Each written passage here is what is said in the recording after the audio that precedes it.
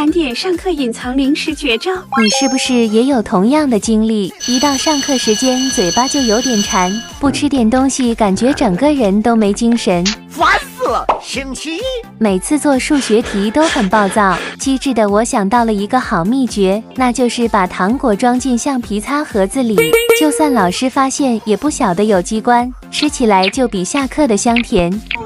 星期二，哎呀，突然肚子有点饿，直接吃的话肯定叫家长来，那我就偷偷贴在课本上，隐藏的非常好，也不会掉下来，嘎吱嘎吱脆，也可以分一块给同桌，避免等下他偷偷去告状。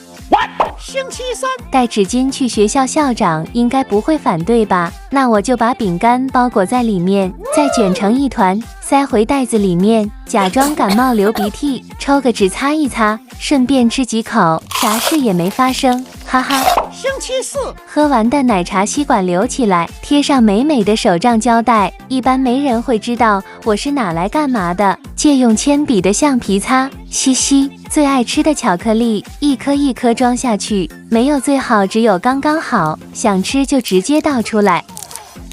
有人来了就假装擦橡皮。星期五，铅笔盒大家都是有的吧？把用完的本子壳留起来，塞入糖果，两边都可以装，叠起来啥也不知道。反正我就是带着练习本子，保证老师的火眼金睛都不知道。所以星期几最靠谱呢？